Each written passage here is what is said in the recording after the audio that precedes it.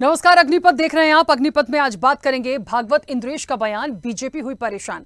लोकसभा चुनाव के नतीजों के बाद अब राष्ट्रीय स्वयंसेवक संघ के नेता इंद्रेश कुमार का बयान आया, जिसमें उन्होंने सत्तारूढ़ बीजेपी को अहंकारी और विपक्षी इंडिया गठबंधन को राम विरोधी बताया है।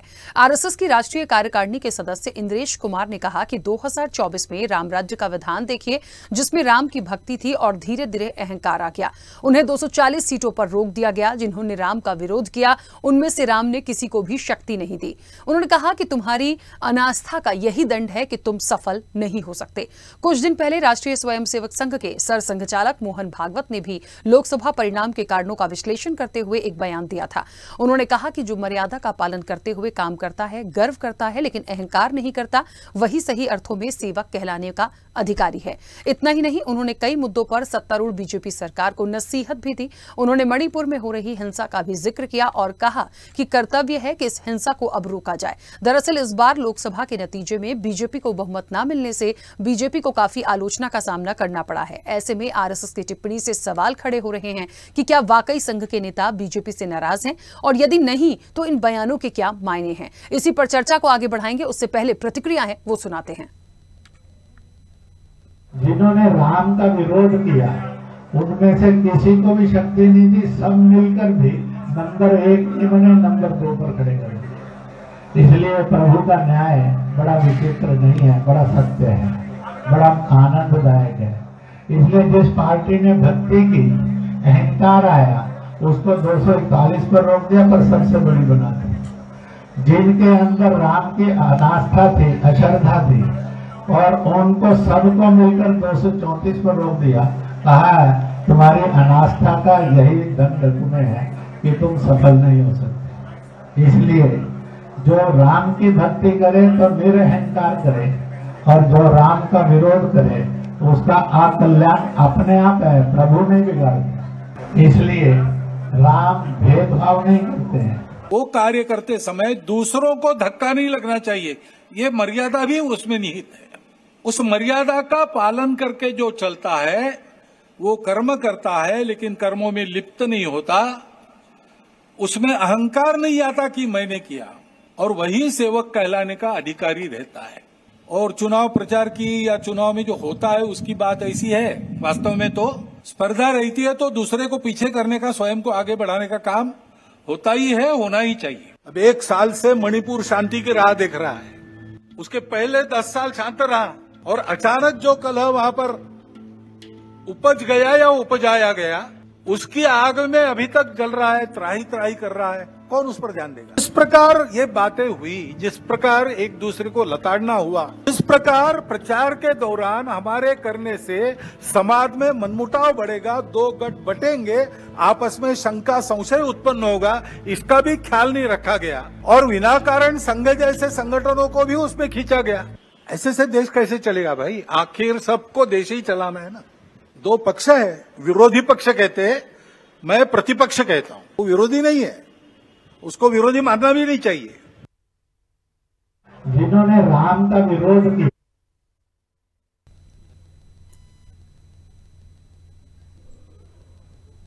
देखिए, बयान यदि आएगा और कोई बात कही गई है तो उसको नकारा नहीं जा सकता। हालांकि एक बात आपको और बता दें कि इस पूरे बयान के बाद इंद्रेश कुमार ने एक बार फिर से थोड़ी सफाई दी है। मोहन भागवत ने भी कहा है कि ऐसा नहीं है कि देश विकास नहीं कर रहा और आगे बढ़ने की ओर अग्रसर नहीं है। उन्होंने कहा तमाम चीजें हो रही हैं, बीजेपी बहुत अच्छे से तमाम चीजों को लेकर जा रही है। ये बाद के स्टेटमेंट्स हैं जो बाद में कहे गए हैं। अब उसे सफाई के तौर पर उन्होंने पेश किया या जो भी कहा, या उन्होंने सोचा कि बैलेंस कर लिया जाए। लेकिन पहले तो आपने जो कहा, देखिए, पहले जो आपने कह दिया या जो आकलन किया, उसमें अब सफाई देने की जरूरत नहीं है, क्योंकि देश में जो नतीजे आए हैं वो हमारे और आपके सामने हैं। और पूरे इलेक्शन में आरएसएस को भी किस तरह से बीच में लाया गया था, किस तरह की बयानबाजी आरएसएस के लिए की गई थी, यह भी किसी से छिपी नहीं है। एक महत्वपूर्ण बात कि मोहन भागवत ऐसे ही हमेशा कभी भी स्टेटमेंट्स देते नहीं हैं। या तो कोई ओकेजन होता है बड़ा तो उनका स्टेटमेंट्स आता है, या संघ का कोई बड़ी कोई कक्षा है या कोई ऐसी उनका एक अभियान या कार्यक्रम है तो उनके स्टेटमेंट्स आते हैं। लेकिन इस बार नतीजों के बाद देखिए, इमीडिएट यदि तमाम चीजों पर वो बोल रहे हैं, मतलब कोई ना कोई बात तो है। इस चर्चा पर आगे बढ़ेंगे। हमारे साथ मेहमान जुड़े हैं। सबसे पहले आपका परिचय करा दें। भारतीय जनता पार्टी का पक्ष रखने के लिए गौरव मिश्रा हमारे साथ जुड़े हैं। गौरव जी, बहुत स्वागत चर्चा में जुड़ने के लिए। और समाजवादी पार्टी का पक्ष रखने के लिए रविंद्र प्रताप सिंह हमारे साथ जुड़े हैं। रविंद्र जी, आपका भी बहुत स्वागत है। चर्चा की शुरुआत सबसे पहले गौरव जी आपसे करना चाहती हूं। बयानों के क्या मायने हैं, किस तरह से लिया जाए और भारतीय जनता पार्टी किस तरह से ले रही? जी राकेश जी, देखिए जिस तरीके से भारतीय जनता पार्टी का 2014 से परफॉर्मेंस रहा है सभी चुनाव में, ये जो चुनाव था जहां पर 400 पार का आंकड़ा हम लगा करके चल रहे थे, निश्चित रूप से जो परिणाम आए हैं हमारी अपेक्षा के अनुकूल नहीं है। स्वाभाविक है कि जब अनुकूल नहीं है तो उस पर मंथन होगा, लोग अपने विचार रखेंगे और भांति भांति के अलग अलग तरह के ऑब्जर्वेशंस के आधार पर रखेंगे। ये आवश्यक नहीं है कि सबके ऑब्जर्वेशन जो है वो 100% सही हो। कुछ के सही होंगे, कुछ के गलत होंगे, कुछ के मोटिवेटेड होंगे, कुछ के अलग किसी भावना से प्रेरित होकर के होंगे। तो मुझे उन सब चीजों में नहीं पड़ना है। मोहन भागवत जी का बयान एक स्वतंत्र बयान है। भारतीय जनता पार्टी अपने एजेंडे के आधार पर चलती है और निश्चित रूप से जिन जिन सीटों पर हम हारे हैं उन पर मंथन हो रहा है, उन पर चिंतन हो रहा है और उन सारे वजहों को हमारी पार्टी निकाल बाहर करेगी, उसको सुधार करेगी। और आरएसएस और भारतीय जनता पार्टी का एक अंतरंग रिश्ता है और वो अटूट रिश्ता है। वो प्रतिस्पर्धा वाला नहीं है, आपस में सत्ता के संघर्ष वाला नहीं है, सत्ता की मलाई खाने वाला नहीं है। दोनों एक दूसरे को, भारत को परम वैभव पर ले जाने का मादा रखते हैं, वो सोच रखते हैं, उस विचार के आधार पर काम करते हैं। भारतीय जनता पार्टी पूर्ण रूप से राजनीतिक संगठन है, आरएसएस पूर्ण रूप से सामाजिक संगठन है। इसलिए दोनों के आयाम अलग अलग हैं, दोनों की कार्यशैली अलग अलग है।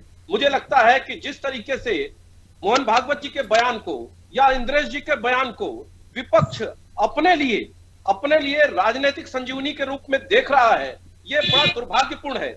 जो 99 पर आया हो, जो 10 वर्ष के बाद भी जनता का विश्वास हासिल करने में सफल न हुआ हो, लगातार असफलता जिसके माथे लग रही हो और वो इस तरीके से उछल रहा हो और चुनावों में जिस तरीके से झूठ का सहारा लिया गया हो, प्रोपेगेंडा का सहारा लिया गया हो, लालच का सहारा लिया गया हो और उस आधार पर कुछ सीटें अगर जीत भी गया विपक्ष, तो मुझे लगता है कि जनता इन सब सारी चीजों को देख रही है और course correction Bharatiya Janata party भी करेगी। और निश्चित रूप से मैं आपको विश्वास के साथ कह सकता हूं राकेश जी, जनता भी करेगी। जनता जनार्दन है, उसको पता है कि किसके हाथ में देश की बागडोर होनी चाहिए और उसी के हाथ में जनता ने ये बागडोर दी है, एनडीए को ही दी है। और एनडीए मोदी जी के नेतृत्व में ही लड़ रहा था, किसी दूसरे व्यक्ति के नेतृत्व में नहीं लड़ रहा था। इसलिए यह मैंडेट मोदी जी के गारंटी पर ही आया है और यह प्रचंड मैंडेट है, ये कोई छोटा मोटा मैंडेट नहीं है। इसलिए भारतीय जनता पार्टी को आड़े हाथों लेना, कमतर लेना, इस तरीके से देखना कि एक संघर्ष जैसा वातावरण पनप गया है, वो ठीक नहीं है। इंद्रेश जी के बयान पर हम कोई सफाई नहीं देना चाहेंगे। उनके अपने हेतु हो सकते हैं, उनके अपने निजी कार्यशैली रही है, मुस्लिम मंच चलाते रहे हैं, उनका अपना एक वजह हो सकता है, कारण हो सकता है, लेकिन संघ ने उनके बयानों से सीधे सीधे पल्ला अपना झाड़ा है, इसलिए उन पर बोलने का कोई औचित्य नहीं है राखी जी। ठीक है, चलिए रविंद्र जी, एक बात क्योंकि इंडिया गठबंधन को लेके भी आई है, उन्होंने कहा, देखिए दो बातें बहुत क्लियर कट बोली। उन्होंने सिर्फ बीजेपी को ना तो टारगेट किया है और ना उन्होंने ऐसी कोई बात बोली है कि कोई एक मैसेज देने का प्रयास हो। लेकिन मुझे लगता है आरएसएस से जुड़ा हुआ व्यक्ति यदि भारतीय जनता पार्टी के लिए भी कोई टिप्पणी कर रहा है या विपक्ष के लिए भी टिप्पणी कर रहा है, तो मुझे लगता है पूरी बयान में सबसे ज्यादा सेंटर का पॉइंट जो बना वो राम जी बने। प्रभु श्री राम को लेके बोला गया कि देखिए जो लोग बहुत अहंकार में थे, जो भक्ति में बहुत लीन थे, लेकिन उनको कहीं ना कहीं आते आते अहंकार इतना हो गया कि वो टूटा एकदम से, इसलिए शायद बहुमत नहीं पहुंचे। दूसरे बयान में उन्होंने कहा कि जो राम विरोधी थे उनको भी इतनी शक्ति नहीं दी प्रभु श्री राम में कि वो बहुमत की सरकार बना पाते। तो दोनों जो स्टेटमेंट्स है दोनों के लिए आए हैं, लेकिन इन बयानों का अब मतलब क्या है? समझाइश देने की कोशिश की, मुझे लगता है शायद विपक्ष को बहुत ज्यादा फर्क ना भी पड़े, लेकिन बीजेपी ने जरूर इस चीज को गंभीरता से लिया है और उस पर मंथन का विषय है, क्योंकि उनके साथ साथ मोहन भागवत का भी स्टेटमेंट आया। समाजवादी पार्टी या अब मुझे लगता है इंडिया गठबंधन का अब हिस्सा है, किस तरह से लेते हैं? राखी जी, देखिए संघ क्या बोलता है उसे विपक्ष पर या केवल ऐसे कहिए भारतीय जनता पार्टी की चोट पर किसी पर कोई असर नहीं पड़ता। उनके अपने कयास है, उनके अपने मायने हैं, उनके अपने हित हैं, उसको सुरक्षित रखने के लिए वो कुछ भी कह सकते हैं। लेकिन जो वो बोल रहे हैं कि इंद्रेश जी खास करके जो बोला उन्होंने कि राम भक्ति से अहंकार आ गया, इसी बात को मोहन भागवत जी ने बोला कि जिसके पास अहंकार है वो सेवक नहीं हो सकता है। एक ही बात रिपीट की गई है, तो मालूम है ये निश्चित रूप से एक प्लान्ड है।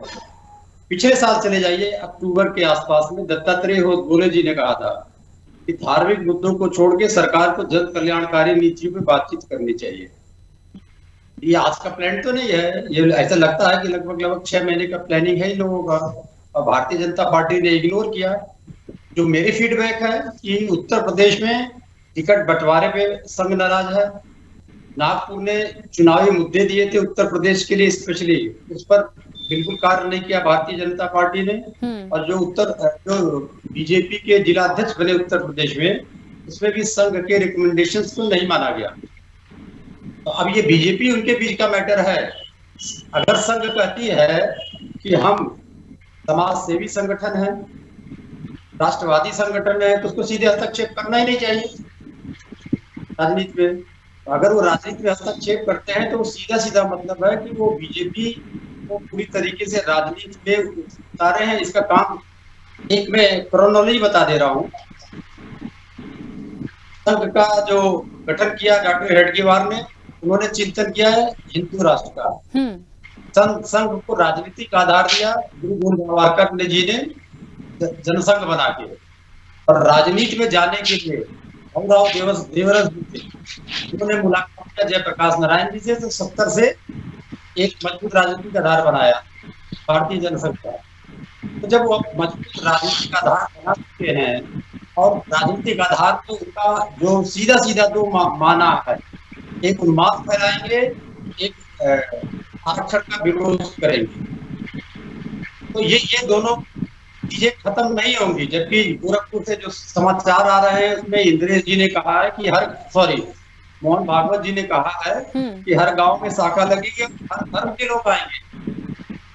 ऐसा परिवर्तन आखिर संघ में हो क्यों रहा है? इसकी विचारधारा ही धार्मिक उन्माद और आरक्षण के विरोध में है। ये आंतरिक मामला भारतीय जनता पार्टी का, संघ भारतीय जनता पार्टी के राजनीतिक नेतृत्व से टकराता रहा है। वाजपेयी जी से टकराए थे सुदर्शन जी, तब नरेंद्र मोदी जी खड़े हुए थे। अब नरेंद्र मोदी जी से टकरा रहे हैं मोहन भागवत जी, क्योंकि मोहन भागवत जी के जो पिताजी थे या चाचा जी थे, वो गुजरात प्रांत के प्रचारक रहे हैं। उन्हीं के शिष्यों में से रहे नरेंद्र मोदी, तो उनके शिष्यों में से रहे हैं। आज इतना अहंकार है तो निश्चित रूप से संघ जो है इसका नोटिस करेगा, और अगर संघ नोटिस करेगा, जहां तक मेरी जानकारी है, तो बीजेपी प्रभावित होती है। ठीक है। अच्छा, मुझे रविंद्र जी एक बात बताइए, ये अहंकार वाली बात जो आई, यदि आरएसएस अहंकारी कह सकती है या उनको लगता है कि अहंकारी कह देना चाहिए, क्योंकि विपक्ष भी बोलता आया था तानाशाही रवैया है, किसी की सुनना नहीं है, किसी की राय मशवरा से कभी नहीं चलना है, तो इसको फिर क्या अकड़ ही बोलेंगे, इसको अहंकार ही बोलेंगे?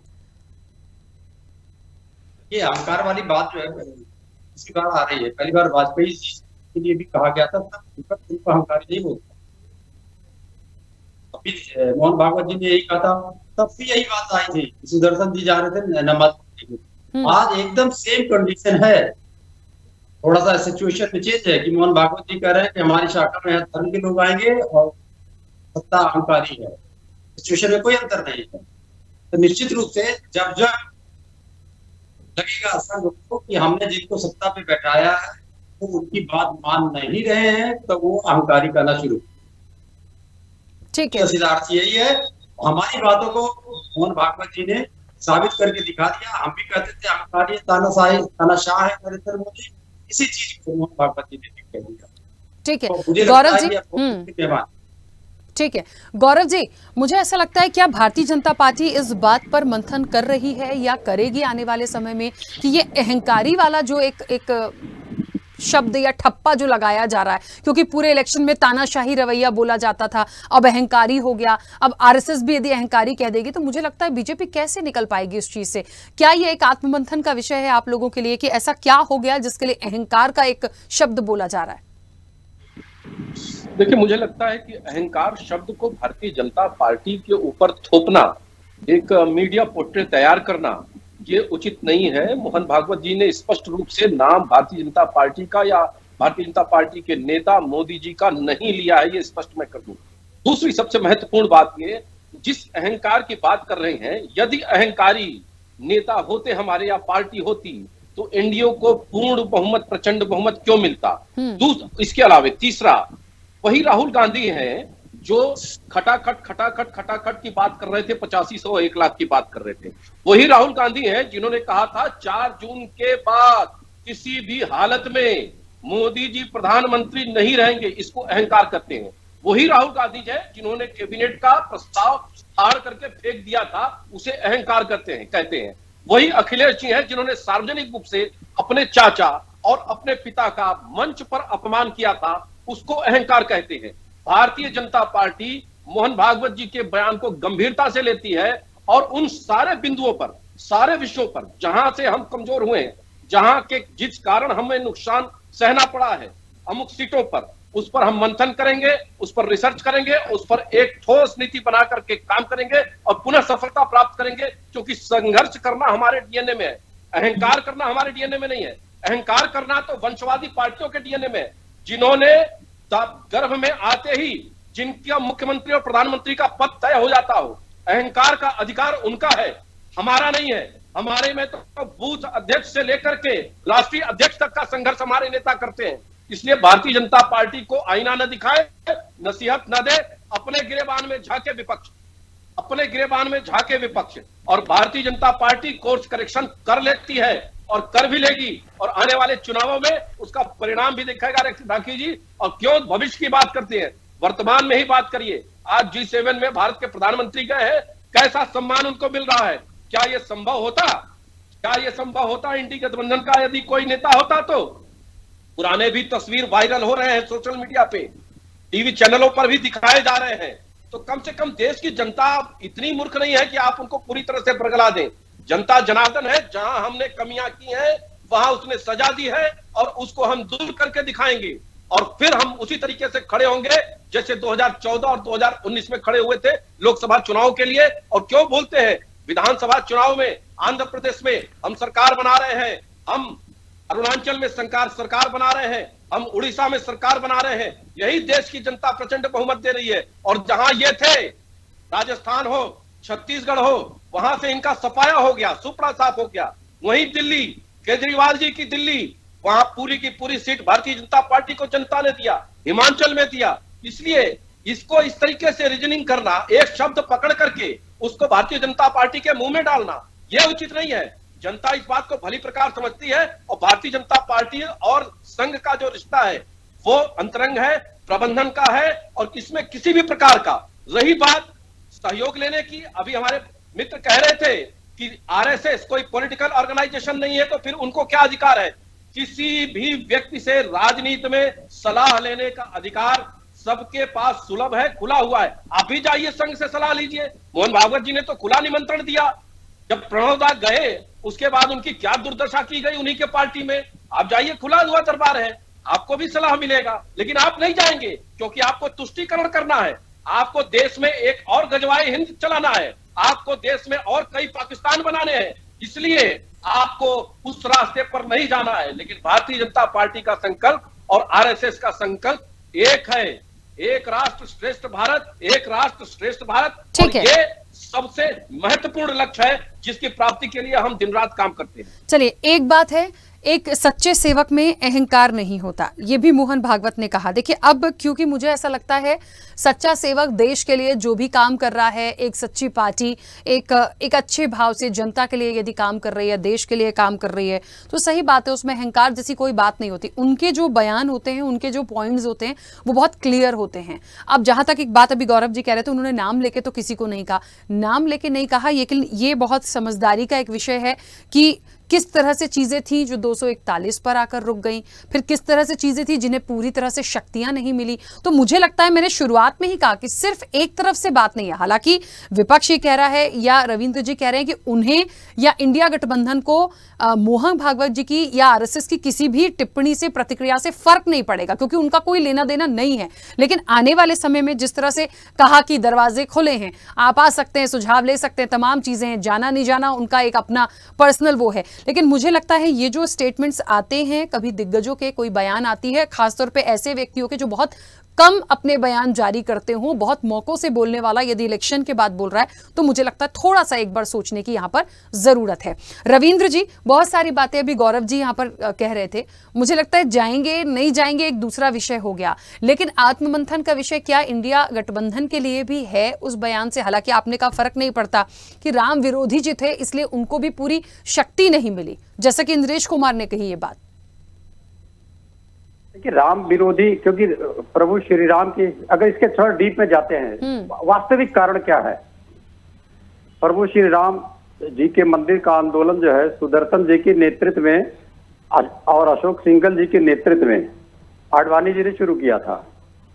और प्रभु श्री राम जी के मंदिर के रूप में इन लोगों ने, जैसा कहा जाता, 30,000 करोड़ रुपए से ज्यादा का चंदा आया, जिसके मालिक प्रवीण तोगड़िया जी बन बैठे थे। तो प्रवीण तोगड़िया जी से वो पैसा लेने के लिए उनको खत्म कर दिया गया। विश्व हिंदू परिषद भी खत्म कर दिया गया नरेंद्र मोदी जी के द्वारा, और विश्व हिंदू परिषद पे एक तरीके से कब्जा कर लिया गया। अन्य जो शाखाएं थी इनकी, मजदूर संघ, भारत संघ, अन्य जो शाखाएं थी, उसको भी नरेंद्र मोदी जी ने खत्म कर दिया। तो संघ के पास अपने भी भय के कारण है कि जितने भी उनके प्रकोष्ठ थे, बीजेपी भी उनका एक प्रकोष्ठ है, तो जितने भी उनके प्रकोष्ठ थे नरेंद्र मोदी जी उसको कमजोर करते चले जा रहे थे। तो संघ के पास इसके सोचने का कारण है। अब अगर हमको वो राम विरोधी बताते हैं तो संघ को ये स्पेसिफाई करना पड़ेगा, या इंद्रेश जी को स्पेसिफाई करना पड़ेगा कि हम राम विरोधी हैं कैसे। क्योंकि कोई कह रहे आप राम विरोधी है, हम कैसे मान लें कि हम राम विरोधी हैं? इसमें अगर राम विरोधी हम लोग होते तो हमारा प्रत्याशी वहां से नहीं जीतते, वो भी दलित प्रत्याशी। तो इतना ही परिणाम काफी है कि हम राम विरोधी नहीं है। इसको संघ को भी समझना पड़ेगा, इंद्रेश जी को इन पर्सन समझना पड़ेगा, और जनता तो समझ चुकी है।